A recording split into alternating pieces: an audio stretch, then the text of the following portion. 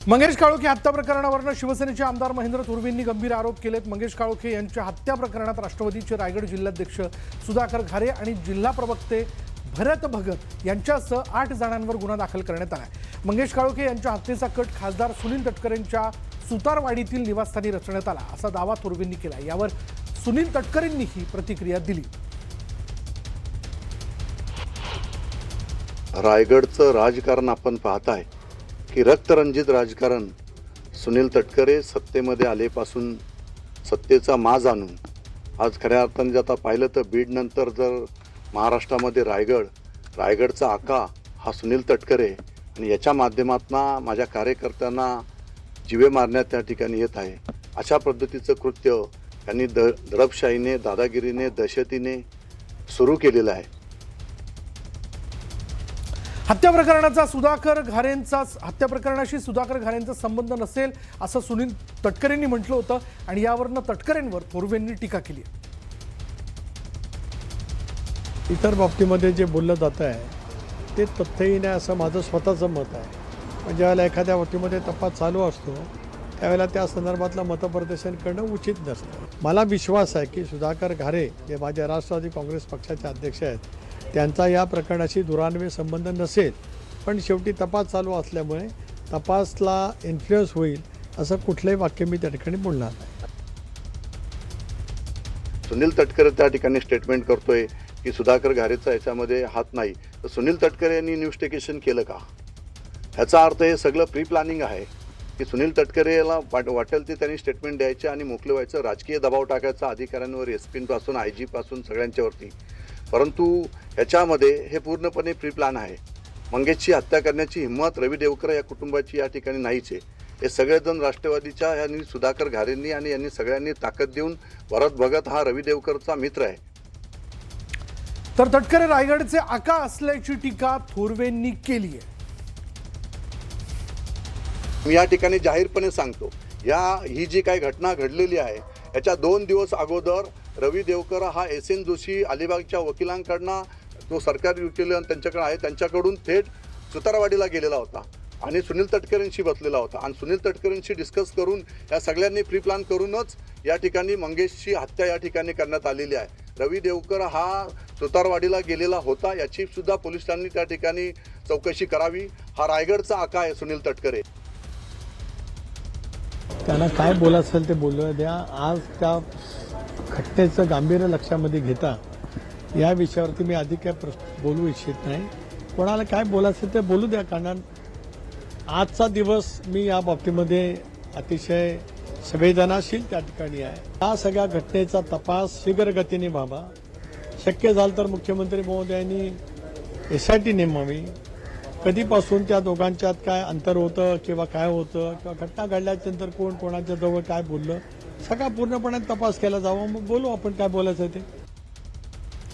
महापालिका निवडणुकीसाठी उमेदवारी अर्ज दाखल करण्याची शेवटची तारीख जवळ आली आहे, तरीही अजून कोणत्याही युती आघाडीचं जागा वाटप ठरलेलं नाहीये। महायुतीत तर अजूनही युती संदर्भात बैठकांचं सत्र सुरू आहे। अनेक ठिकाणी तर युती होणार की नाही यावरच अजून शिक्कामोर्तब नाहीये।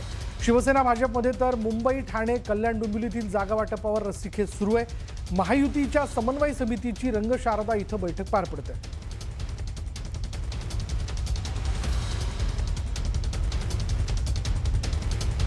तर असं आहे की भाजप आणि शिवसेनेचं जागा वाटपावर बैठकांचं सत्र सुरू आहे आणि यामध्ये जर आपण लक्षात घेतलं तर या बैठकांचं सत्र अजूनही सुरू आहे। मुंबईच्या बाबतीत तर बैठकांवरती बैठका होताना दिसतात, ते छत्रपती संभाजीनगरच्या बाबतीत पण आहे। पुण्याच्या बाबतीत काय बघतोय आपण बघा। पुण्यामध्ये शरद पवार अजित पवारांच्या राष्ट्रवादीची चर्चा जी ती फिसकटली आहे, म्हणून तर काल आपण बघितलं की सेनेचे नेते वेगळ्या वाटेने जाताना दिसले आणि राष्ट्रवादी काँग्रेसचे नेते देखील वेगळ्या वाटेने जाताना दिसले। बघा पुढे आपण पाहूया, पुण्यामध्ये भाजप आणि शिवसेनेत जागा वाटपावरनं तिढा जो आहे तो या ठिकाणी निर्माण झालेला आहे। पुढे जर पाहिलं तर पुण्यामध्ये राष्ट्रवादी आणि शिवसेनेची एकत्र लढण्यासाठी चाचपणी आता सुरू झालेली आहे, कारण जर दोन्ही राष्ट्रवादीचं जमत नाहीये तर मग कोणाबरोबर तरी युती केली पाहिजे, लढलं पाहिजे आणि शिवसेनेबरोबर तसा प्रयत्न जो आहे तो राष्ट्रवादी काँग्रेस अजित पवार गटाचा जो आहे तो सुरू झालेला आहे। पुढे जर आणखीन पाहिलं तर ठाणे, कल्याण, डोंबिवली काय घडतं इथे बघा। काही जागांवर तिढा जो आहे तो कायम आहे। मैत्रीपूर्ण लढतीची शक्यता या ठिकाणी दिसून येते. आता ही मैत्रीपूर्ण लढत कशी ती गेल्या निवडणुकांमध्ये आपण पाहिलेलीच आहे. पुढे पाहूयात. KDMC तर पाच जागा आहेत, तर ठाण्यामध्ये 3 जागांवर मैत्रीपूर्ण लढतीची शक्यता आहे. बघा सुरुवात झाली तशी. पुढे जर आपण लक्षात घेतलं तर संभाजीनगरमध्ये काय घडतंय. आज 8वी बैठक पार पडली, पण अजूनही तोडगा निघाला नाही, निश्चित असा फॉर्म्युला ठरला नाही.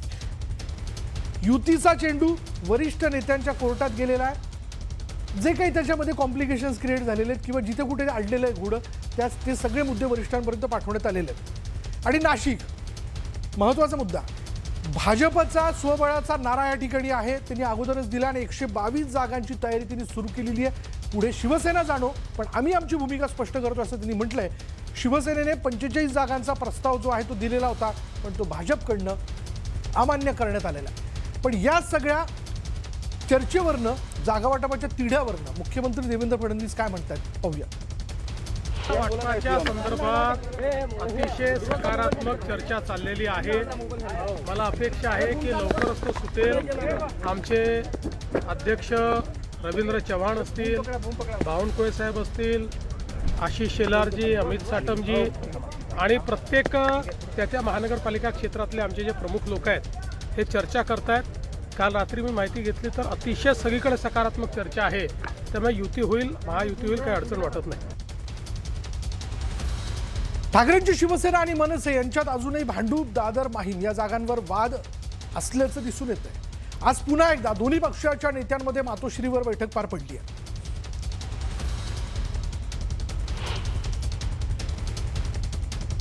काही जागा अशा आहेत मुंबईतल्या ज्याच्यावरती चर्चा जी आहे ठाकरेंची शिवसेना आणि मनसेमध्ये अजूनही सुरू आहे. भांडूपची एक जागा आहे, दादरची एक जागा आहे आणि माहीमची एक जागा आहे.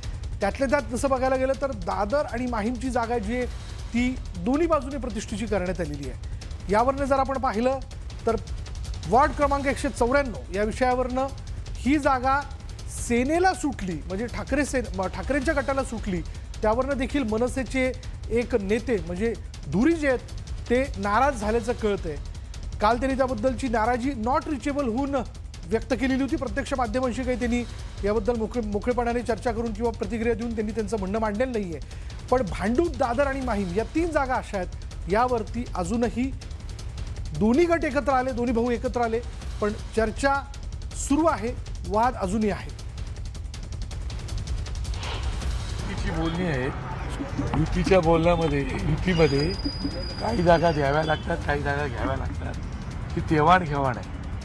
आमच्या लोकांना अजून युतीमधल्या वाटाघाटीचा अनुभव नाही.